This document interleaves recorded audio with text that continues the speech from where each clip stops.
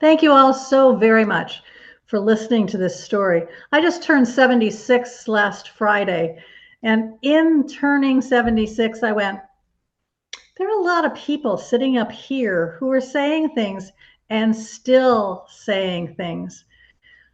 Who are they? And are they still supporting me? Or do I need to move on down the river? Thank you, Denise, towards different people and different messages in my head. So let's start with the first one, which is my grandmother. You all have heard about my grandmother. She was just such a wonderful person. She was the person who, when I did my night before Christmas, went all through the house. Not a creature was stirring, not even a mouse. And I forgot my lines. My coach told me what my line, or didn't tell me the lines, but gave me a prompt, and I could finish my presentation. I bowed, stepped back. She smiled, gave me a thumbs up. After we were all done, my mom and dad came running up to me and told me what a great job I've done. And I'm, 7? What a great job I'd done. And I look in the back of the room, way back in the corner, and there's my grandma. And she's standing there like this. So I ran up to her and I go, Grandma, how did I do? Linda Ann Frank, you should never stand up in front of groups of people and speak, ever. You're just not very good at it. And with that, she walked away. I didn't quite fall to the floor, but I wish I had. I was totally deflated. And because of that, I never spoke in front of people for years, especially if I had to memorize something. I always did everything rote and I read it.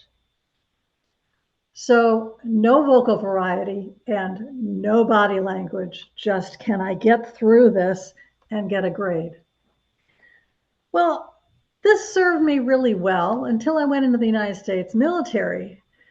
And as a second lieutenant, I was expected to do a lot of stuff, and most of it had to do with facial expressions, body language, and my vocal variety. Well, I had a fantastic post commander who decided that he was going to build a team of junior officers to go out to the high schools and recruit high school kids into the military. Now you have to understand when this is. This is during the Vietnam War. How many people wanted to go to Vietnam? How many people wanted to join the United States military?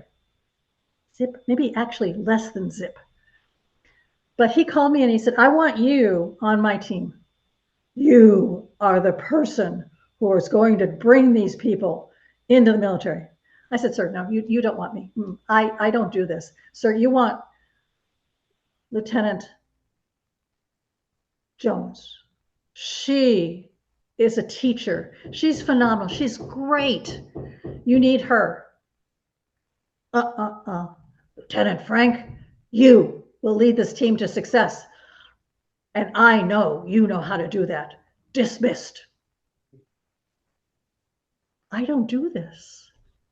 I had a fabulous group of guys, several from the Green Berets, some from the motor pool.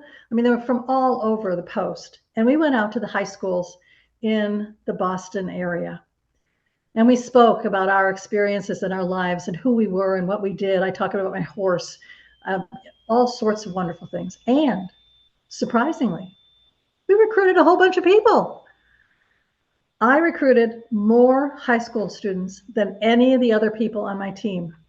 I'm shocked. I have no idea how I did that or why they'd want to do that, but they did. And something about my story brought them in, but it was my post commander's voice that I heard in my head with my grandmother going, what are you doing? You can't stand up in front of groups of people and talk. You're horrible at this. Oh, not so much. Excuse me. With that, I got transferred back to Women's Army Corps' most favorite place, Fort McClellan, Alabama. First of all, it's in the pit of Alabama. There were just a horde of women there. I was chosen to be one of the company grade officers. And I learned as a company grade officer that reading the material was not going to get me anywhere. And so I developed a question and answer session, which kept my troops awake, alert, and oriented times 3. And I actually had a senior officer come up to me and go, "Lieutenant Frank, I need to know what you're doing because your troops don't go to sleep and everybody else's do. You will train all of the other platoon officers how to do that." This is for a woman who doesn't stand up in front of groups of people and talk. So I trained about 50 company grade officers on how to do a more interactive kind of training. I then went on to teach and to actually develop a confluential leadership style, which combines all of those wonderful things. And I'm going to run out of time before I can tell you about that. But the thing that I don't have, and I haven't had in my life, is that little voice in my head who says, "You're really very good at what you do. You really can pass a message along and have people listen to you and want to do and be who you are."